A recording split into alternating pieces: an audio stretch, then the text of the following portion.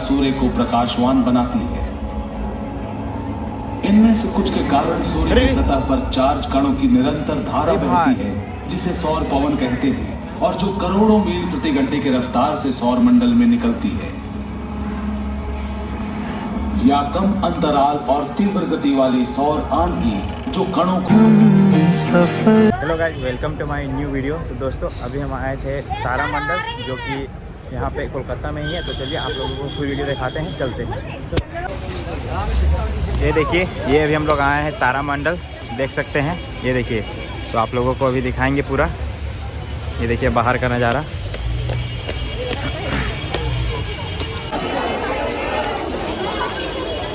तो अभी देख सकते हैं यहाँ तारामंडल के लिए कितना सारा लाइन लगा है। ये देखिए, इधर टिकट के लिए है, और ये है तारामंडल। और ये देखिए टिकट लाइन लगा हुआ, वहाँ लंबा तक लाइन लगा हुआ है। तो अभी हम लोग चलते हैं अंदर।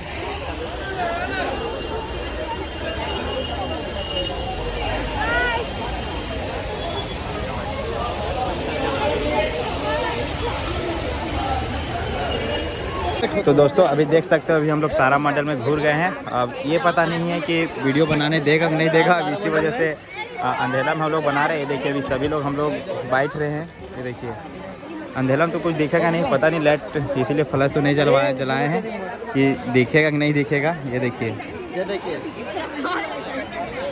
ये देखिए, सभी हम लोग बैठे हुए हैं।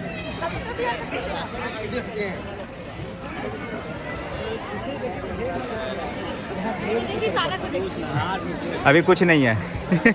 अभी सिर्फ हम लोग हैं।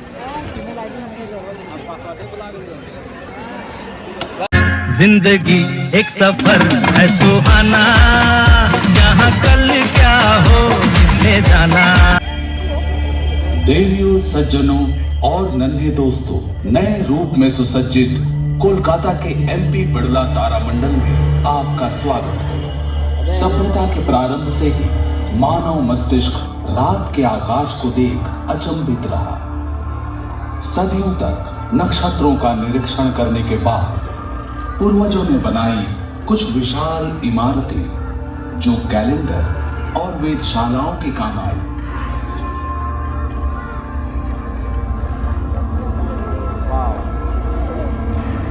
इंग्लैंड में लगभग 4000 साल पहले निर्मित स्टोनहेंज संभवतः अंग्रेजों की वेधशाला ही थी। प्राचीन माया सभ्यता द्वारा लगभग 1000 ईस्वी में निर्मित इस पिरामिड से नक्षत्रों और समय की गति का अध्ययन होता था।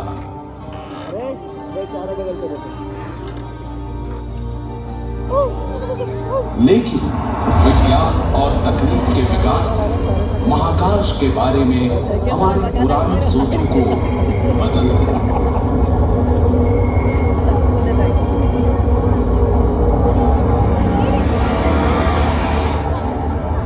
चलिए, आज के समय की शुरुआत हमको देता है आने वाले अंधकार का।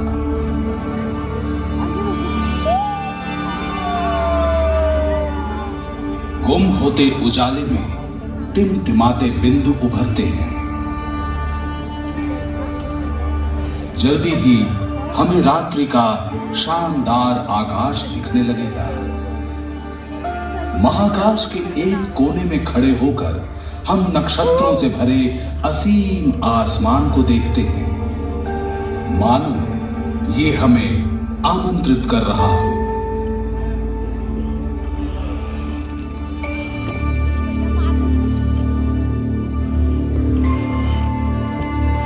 अगर हम गौर से देखें तो पाएंगे कि कुछ तारे जरा बड़े हैं और दूसरों की तरह टिमटिमाते भी नहीं हैं। सदियों पहले हमारे पूर्वजों ने देखा कि ये तारे एक वक्राकार पथ में आगे बढ़ते रहते हैं। हर रात, महीने दर महीने।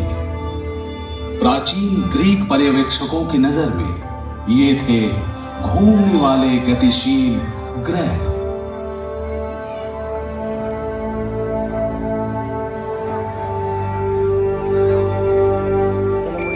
अब हम जानते हैं कि ये सुदूर में बसे खूबसूरत ग्रह हैं, जिन्हें रोशनी मिलती है हमारे ही सूर्य से। जैसे जैसे समय गुजरता है, पूरा आसमान पूर्व से पश्चिम की ओर बढ़ता है, लेकिन ये आसमान नहीं घूमता, बल्कि हमारी धरती पश्चिम से पूर्व की दिशा में परिभ्रमण करती है। तारों से सज्जित शामियाने में सिर्फ एक नक्षत्र स्थिर है, ध्रुव तारा यानी पोल स्टार। कोलकाता में ये उत्तरी आसमान में 22 डिग्री की ऊंचाई पर दिखता है। रात के आकाश में इधर उधर बिखरे तारों में हमारे पूर्वजों ने महाकाश की संरचना को समझने की कोशिश की। उन्होंने देखा कि एक दूसरे की तुलना में ये तारे पूरे साल लगभग एक ही दूरी पर रहते हैं। आसमान में एक दिशा सूचक सा बनाने के लिए उन्होंने नजदीक स्थित तारों के समूह को लेकर 88 संरचनाएं बनाई और उन्हें काल्पनिक रेखाओं से जोड़ा।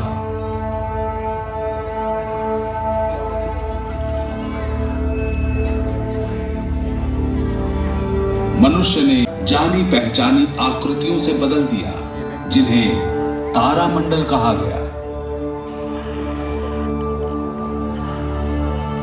ये प्राचीन नक्शे सदियों तक मानव को दिशा ज्ञान, सामुद्रिक यात्राओं और समय काल के अध्ययन में मदद करते रहे। इन तारामंडलों को लेकर मिथकीय कहानियां गढ़ी जाने लगी और महाकाश पर्यवेक्षकों ने उन्हें मौसम परिवर्तन, बाढ़ और फसलों की बुआई और कटाई से जोड़ना शुरू कर दिया। रात को दिखने वाले तारामंडलों में से सबसे स्पष्ट है काल पुरुष अर्थात ओरायन। तारों को आपस में मिलाकर जो आकृति बनी वो था ग्रीक मिथक का महान शिकारी ओरायन। इस शिकारी की कमर की सिधाई में दिखने वाले 3 चमकीले तारे दुनिया के कोने कोने में महत्व रखते हैं। आज आसमान में दिखने वाले अन्य तारामंडल हैं आर्सा मेजर या ग्रेट बेयर कॉन्स्टेलेशन, जिसे भारत में सप्तर्षि मंडल कहते हैं, कैसियोपिया रानी, टॉरस यानी वृषभ, अरे घूरे तो यार, ए भाई पकड़ पकड़, सिग्नस यानी हंस।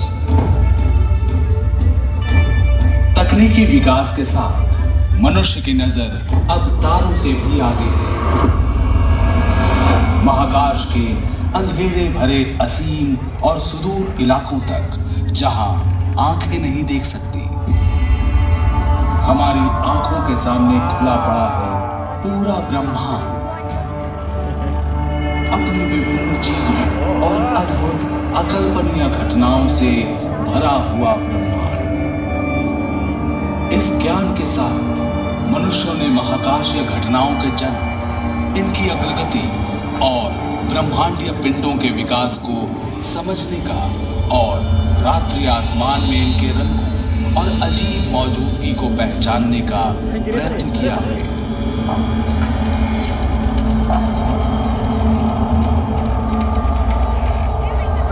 चलिए अब हम चलते हैं अनगिनत विविधताओं से भरे हैरत अंगेज महाकाश में। देखते हैं असंख्य रंगों से भरपूर दृश्य, जो वास्तव में पूरे महाकाश का एक छोटा सा हिस्सा भर है। जीवन की संभावनाओं से भरे हमारे ब्रह्मांड की कहानी, द कॉस्मिक कोलिजन।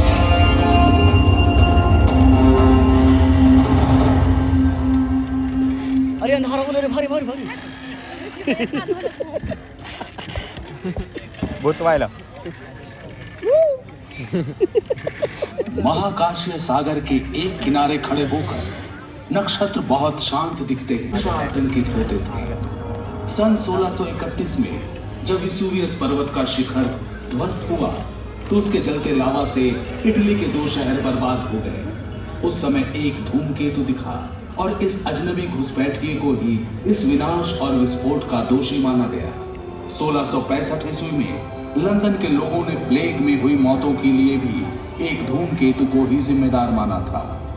पहले लोग सोचते थे कि ऐसे धूमकेतु अशुभ होते हैं, किसी अनहोनी को जन्म देने वाले। आज हम जानते हैं कि धूमकेतु सूर्य की परिक्रमा करने वाली बर्फीली चट्टानों के टुकड़े होते हैं, हमारे सौर मंडल के ग्रहों से काफी दूर। अगर इनमें से कोई सूर्य की गर्मी के नजदीक वाले परिक्रमा पथ में खींचा आता है तो बर्फीली सतह ठोस से गैस बन जाती है। पीछे छोड़ते हैं चट्टान और धूल से भरी मीलों लंबी पूंछ। लेकिन धूमकेतु की पूंछ के चट्टानी टुकड़े जो उल्का पिंड कहलाते हैं धरती के वातावरण से टकराएंगे। टकराते ही ये जल उठेंगे, ज्वलंत उल्काओं का स्रोत फूटेगा।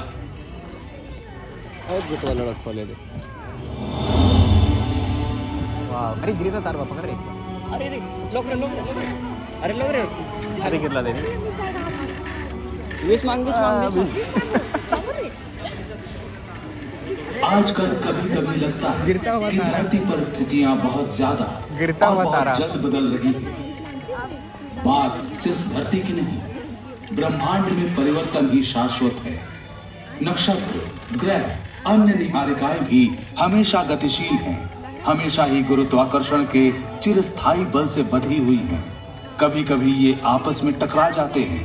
ये खतरे की घंटी हो सकता है, लेकिन टक्कर दरअसल फायदेमंद हो सकती है और खूबसूरत भी।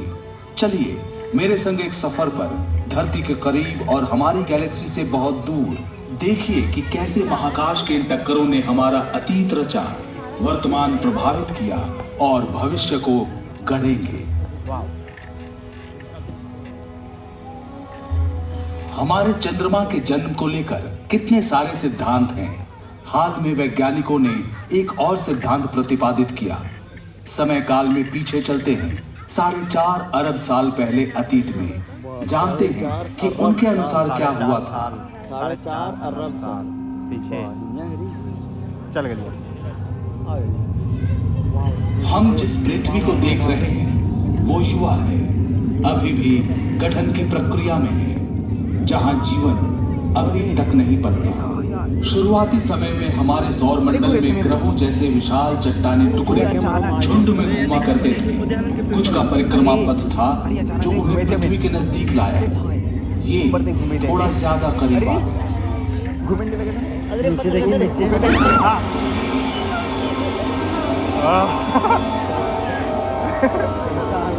इस टक्कर से पृथ्वी लगभग नष्ट हो गई। अंतरिक्ष में फैला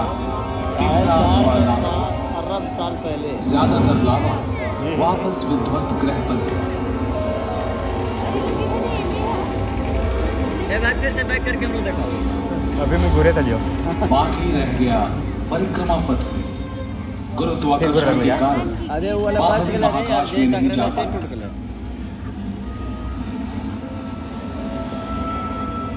तो टकराया ने सर फूटा, वो वाला बच गया। जब ये खुरदुरे चट्टान धरती के चारों ओर घूमने लगे, गुरुत्वाकर्षण ने इन्हें एक साथ किया। ये टकराते गए, जुड़ते गए, इनका आकार बड़ा होता गया।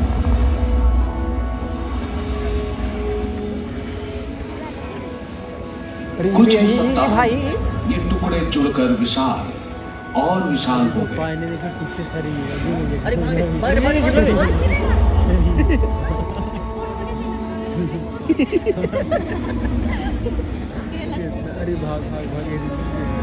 अरे भागी भागी अरे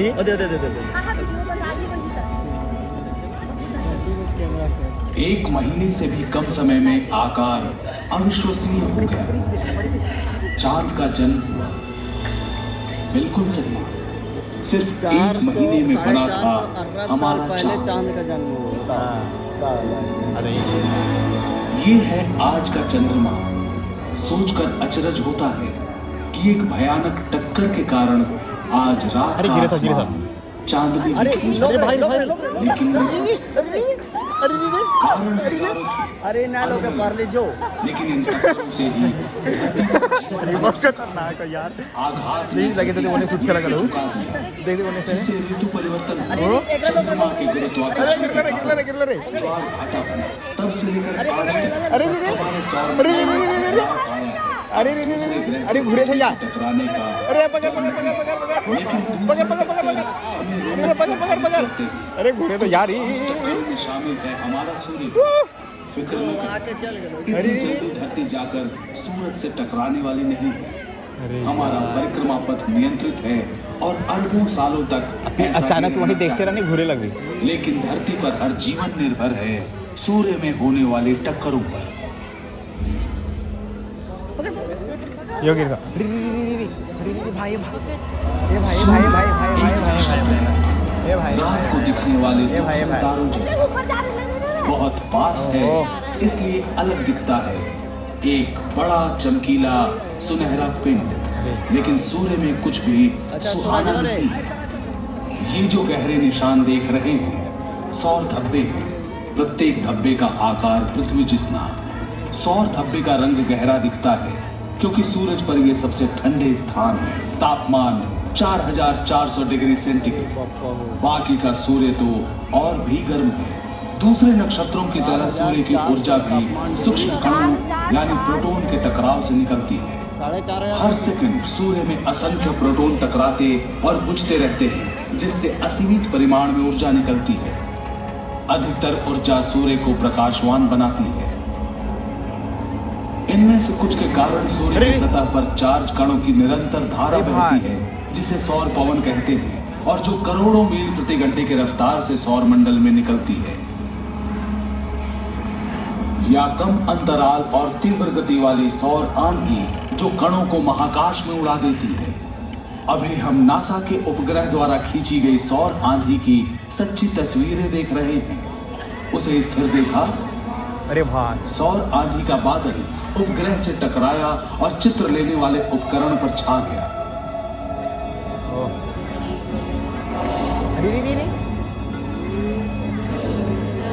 लगला में सच में चल गए सूरज वापस ने। हाँ यार, सौर पवन का झोंका जो आके चल हर गए पल जो सौर मंडल के ग्रहों के पार जाता है। सौर मंडल ग्रहों के पार ये इतना शक्तिशाली है कि इसका संपर्क मात्र ही हमारे वातावरण की ऊपरी सतह को उड़ा ले जाए, अधिकांश पानी सोख ले और धरती पर जीवन का विकास परिवर्तित हो जाए। लेकिन खुशकिस्मती से धरती की सुरक्षा करता है एक अदृश्य कुदरती कवच। अभी आप जो देख रहे हैं वो पृथ्वी के चुंबकीय क्षेत्र का काल्पनिक चित्र है। धरती के लौ अंतर्भाग के कारण हमारी धरती विशाल चुंबक की भांति काम करती है। कुछ चीजों को आकर्षित, कुछ को विकर्षित करती है। ये कवच सौर पवन से धरती को बचाता है, लेकिन कुछ कण इस चुंबकीय बाधा को पार कर जाते हैं और पहुंच जाते हैं उत्तरी तथा दक्षिणी ध्रुवों पर। परिणाम देखने लायक होता है। शानदार जगमगाते रंगीन पर्दे, इसे कहते हैं ध्रुवीय ज्योति। सौर पवन और सौर आंधी से निकले आवेशित कण जब धरती के ऊपरी वातावरण से टकराते हैं, तब वातावरण में मौजूद गैस आलोकित हो उठते हैं। ये है इंटरनेशनल स्पेस स्टेशन, जो 400 किलोमीटर की ऊंचाई से धरती की निचली कक्षा में परिक्रमा करता है। महाकाश में जाकर ध्रुवीय ज्योति को देखने वाले कम ही हैं।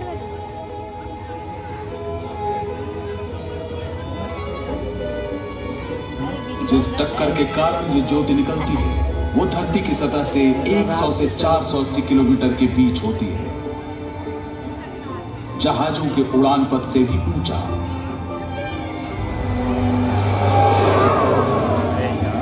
और होता है हमारी धरती का सबसे अनोखा प्रकाश उत्सव।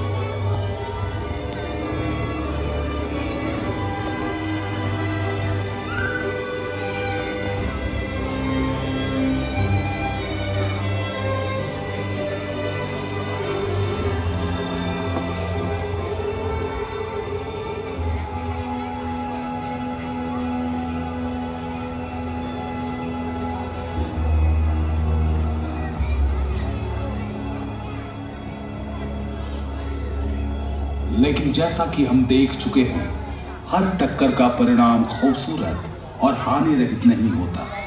उनमें से एक के कारण अविस्मरणीय घटना हुई और धरती पर जीवन का क्रम बदल गया। इसकी शुरुआत हुई वहां जहां एस्टेरॉयड सूर्य की परिक्रमा करते हैं। सौर मंडल के प्रारंभिक 20-30 लाख वर्षों में जब ग्रह बन रहे थे, तब जो चट्टान और धातु के टुकड़े छूट गए, उनसे बने एस्टेरॉयड। ज्यादातर एस्टेरॉयड दिखाई देने वाले कक्ष में घूमते हैं, जो स्थित है मंगल और बृहस्पति के बीच। कुछ और भी करीब हो सकते हैं। किसी भी साल लाखों में एक मौका हो सकता है कि एस्टेरॉयड धरती से टकराएगा, लेकिन 6.5 करोड़ साल पहले एक टकराया था। 6.5 करोड़ साल, 600 साल करोड़। अरे ये लगभग 12 किलोमीटर चौड़ा था, ए भाषा 65,000 किलोमीटर प्रति घंटे की रफ्तार से बढ़ रहा था, सीधा पृथ्वी की ओर। गया।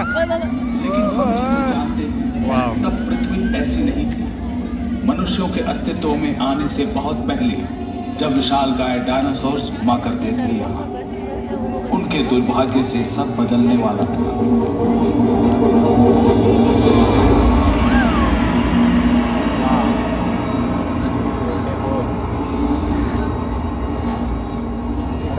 आज जहां मेक्सिको है, ये एस्टेरॉयड वहां टकराया, आग का गोला फूटा, जहां तक नजर जा सकती सब कुछ जलकर राख हो गया। धरती और चट्टानों के टुकड़े भाप बनकर अंतरिक्ष में उड़ गए।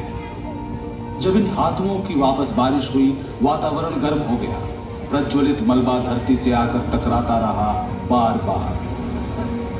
हर चीज जिसमें आग लग सकती थी वो जल गई।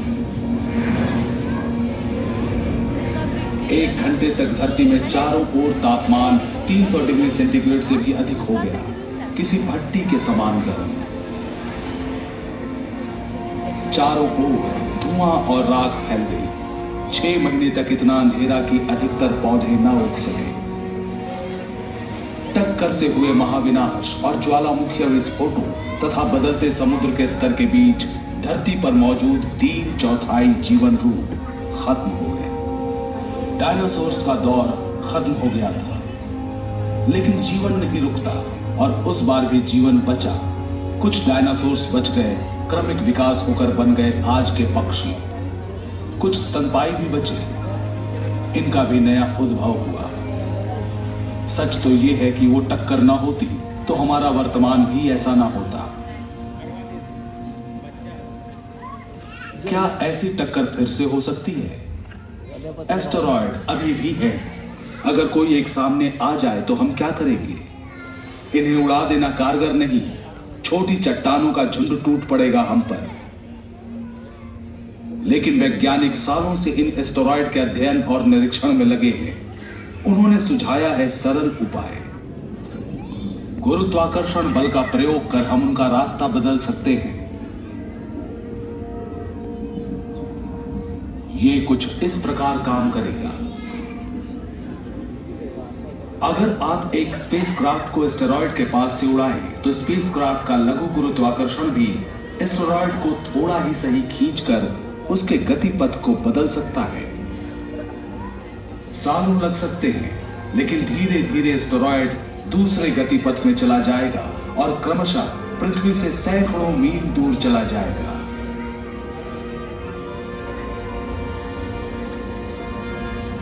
कुछ 100 मील की दूरी भी काफी नहीं है, लेकिन हमारी सुरक्षा के लिए पर्याप्त है।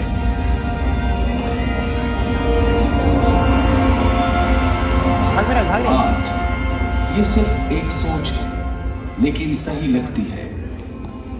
वैज्ञानिक कहते हैं हमारे लिए यही सर्वश्रेष्ठ उपाय है।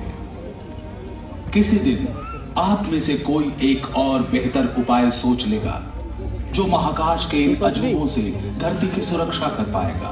एक अंदर से सोच ले तो पहले सोच। हम जानते हैं कि एक टक्कर से चंद्रमा का जन्म हुआ और वो टक्कर आज हर रोज सूर्य को ईंधन देता है। हमने देखा टक्कर ने डायनासोर्स को खत्म कर दिया। हमने सीखा हम कैसे गुरुत्वाकर्षण के प्रयोग से अपना भविष्य सुरक्षित कर सकते हैं। सब कुछ यहीं पर घटित हुआ, पास के महाकाश में।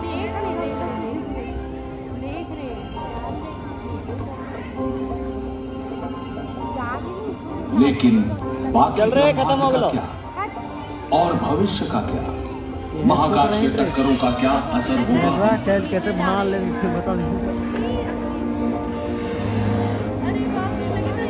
अगले साल आकर के ऊपर चल जाए तो नहीं देख हम लेने। आकाश गंगा से आगे बढ़ते हैं जो हमारे सौर मंडल का घर है।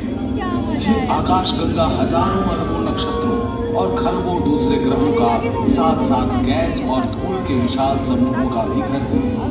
गैलेक्सी के नक्षत्र एक दूसरे से इतनी दूर है कि टकराने की संभावना न्यूनतम है, लेकिन अपवाद तो होते ही हैं। चलिए हमारी गैलेक्सी के मुहाने पर पल भर ठहरते हैं।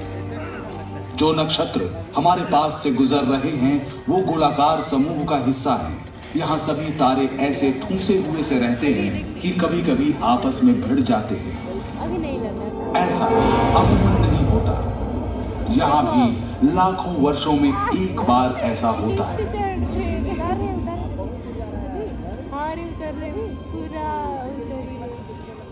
चलिए हम आकाश गंगा से निकलते हैं और जल्दी से पूर्वालोकन करते हैं कि हमारी गैलेक्सी, हमारे ब्रह्मांड के भविष्य में क्या है। अरे अब ये तो करते ही रहते हैं।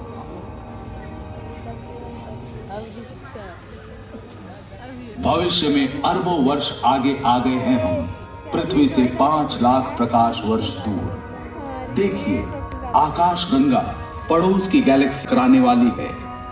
हमने इस दृश्य की गति बढ़ा दी है। आप हर सेकंड में प्रकाश वर्ष की गति से बढ़ रहे हैं। ब्रह्मांड की बाकी चीजों की तरह गैलेक्सी भी भ्रमणशील है।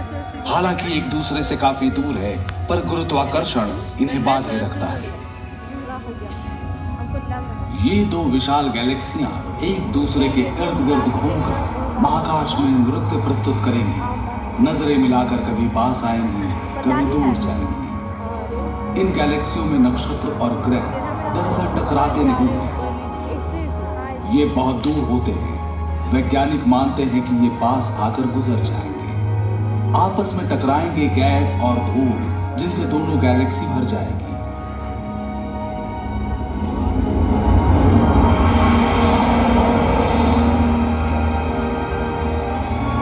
और इन टक्करों के कारण जन्मेंगे अनगिनत नक्षत्र और ग्रह। होगा ये कि आज से अरबों वर्ष बाद आकाश गंगा और एंड्रोमेडा मिलकर नई विशाल गैलेक्सी बन जाएंगी। यही हम इनके ऊर्जा दे ना। गैलेक्सी की टक्करें उनके जीवन की सामान्य बात है।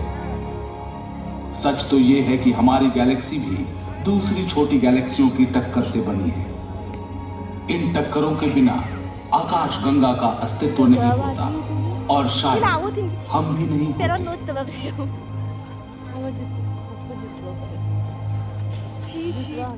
कितना बदमाश है।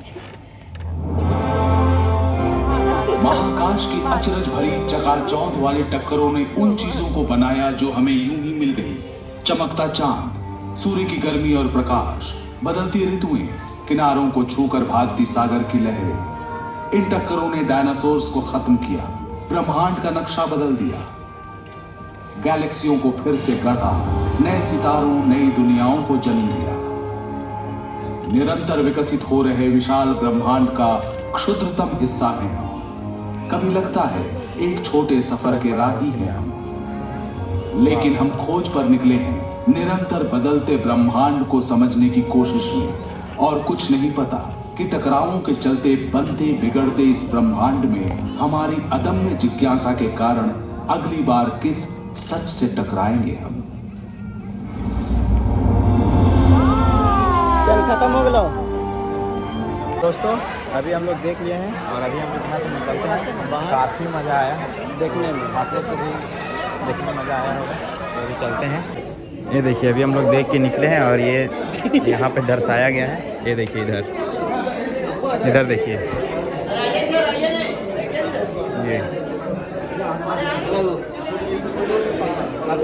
ये देखिए